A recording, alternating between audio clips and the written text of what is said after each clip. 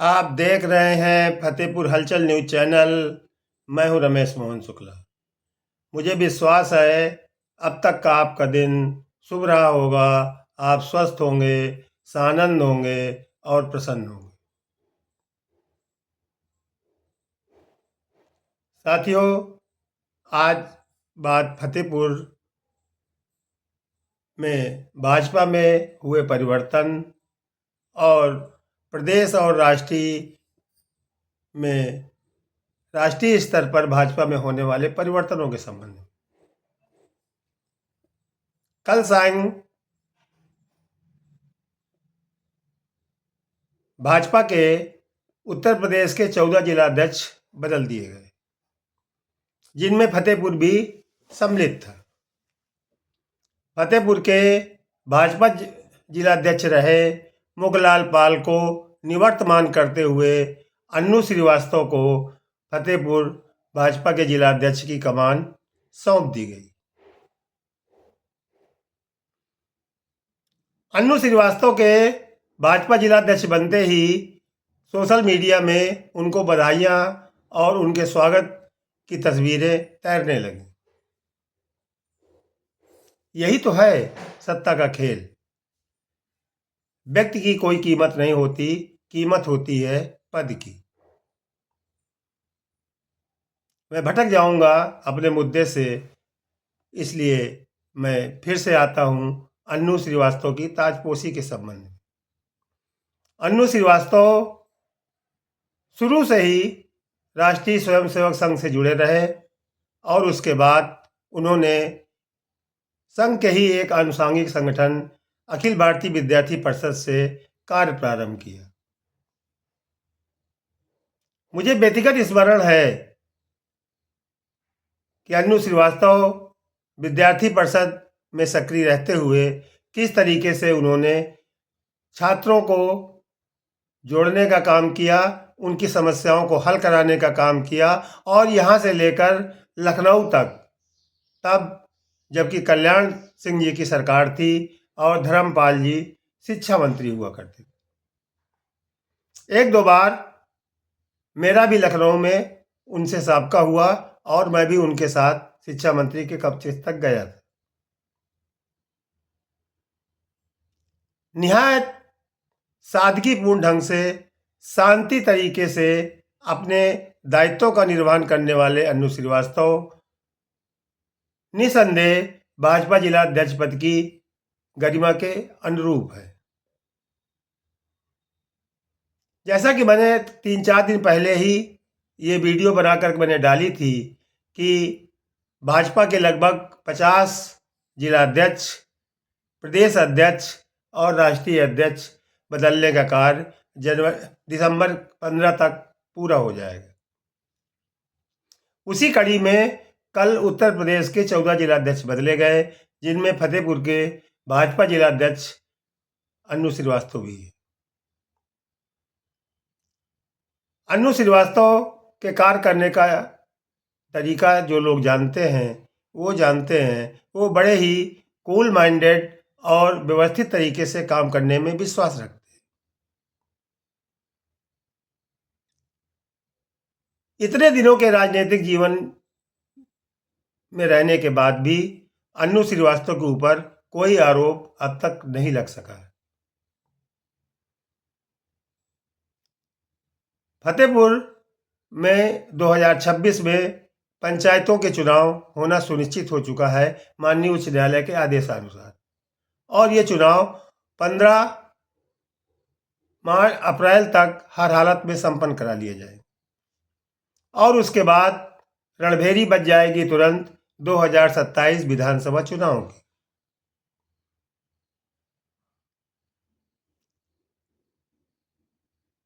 भाजपा के उत्तर प्रदेश और केंद्रीय नेतृत्व ने जिस सोच और जिस लक्ष्य के साथ अन्नू श्रीवास्तव को भाजपा का जिलाध्यक्ष बनाया है, वो उसमें सफल होंगे, ऐसी तमाम भाजपा कार्यकर्ताओं की आशा भी है, आकांक्षा भी है और विश्वास भी है। देखते हैं आगे क्या होता है। अब इसके बाद अभी कुछ और जिलाध्यक्ष बदले जाने हैं। उसके बाद जो मेरे प्रांतीय नेतृत्व से जो मेरी चर्चा चल रही है, सूत्र जो मेरे बता रहे हैं, उसके अनुसार उत्तर प्रदेश का नया अध्यक्ष भी चुना जाना है भाजपा में। उत्तर प्रदेश भाजपा के नए अध्यक्ष की घोषणा के बाद ही भाजपा का राष्ट्रीय अध्यक्ष चुना जाएगा, ये निश्चित है।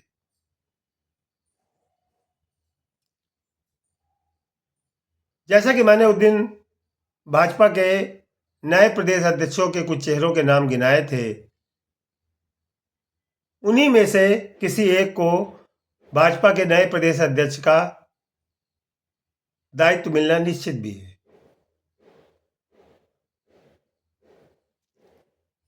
जैसा कि मैंने बताया कि केंद्र में बैठे गृह मंत्री अमित शाह और उत्तर प्रदेश के मुख्यमंत्री योगी आदित्यनाथ में राजनीति का 36 का आंकड़ा है, और उसका एक ही कारण है, वो है कि मोदी के बाद नंबर 2 पे कौन रहेगा, इसको लेकर।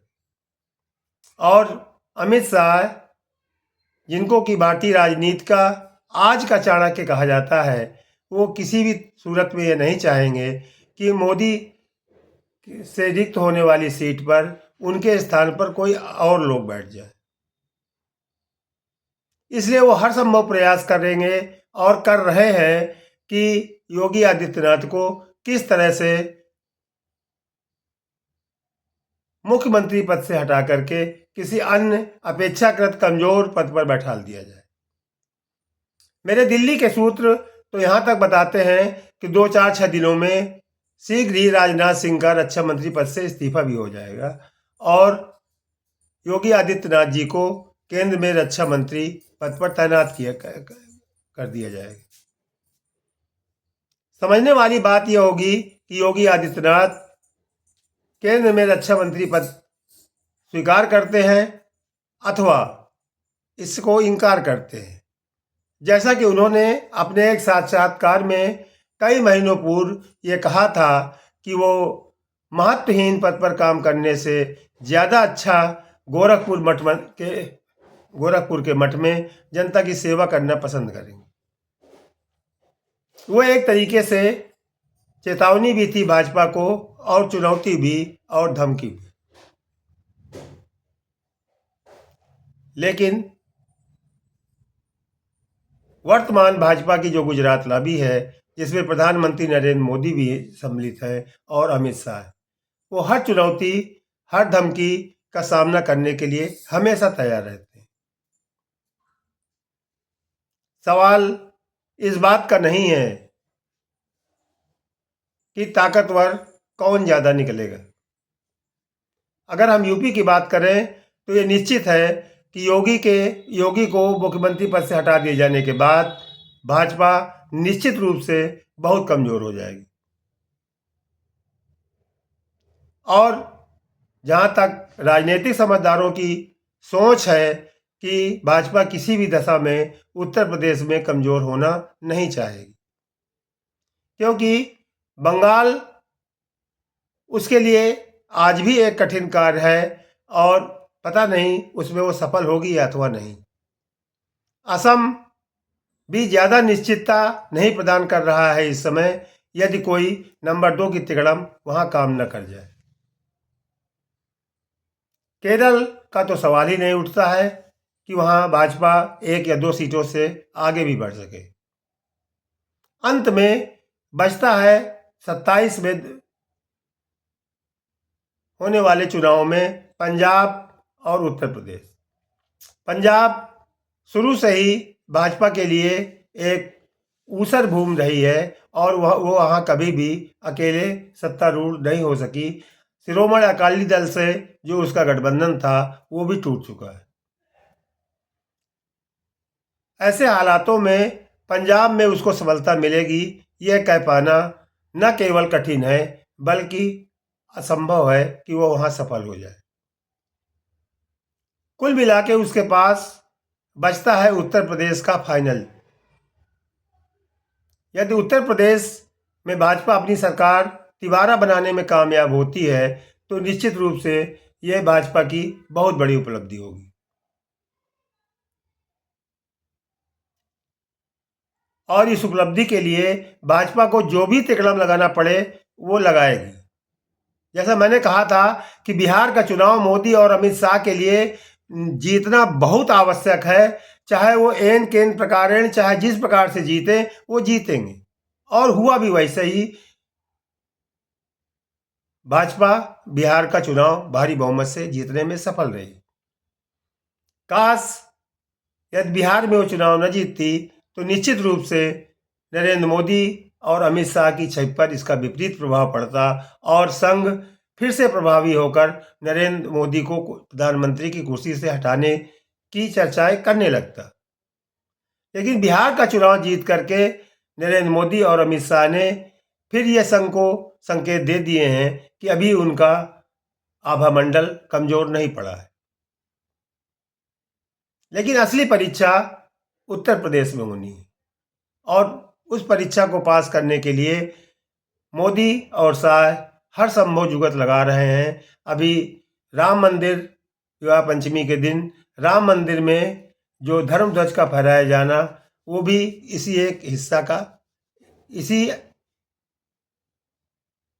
का एक हिस्सा था। देखते हैं आगे क्या होता है। एक बार फिर से भाजपा फतेहपुर के नए जिलाध्यक्ष अन्नू श्रीवास्तव को बनाए जाने पर अन्नू श्रीवास्तव, भाजपा के प्रदेश नेतृत्व और केंद्रीय नेतृत्व को बहुत बहुत बधाई और शुभकामनाएं। आप देख रहे हैं फतेहपुर हलचल न्यूज चैनल और मैं हूं रमेश मोहन शुक्ला। धन्यवाद। जय हिंद, जय भारत।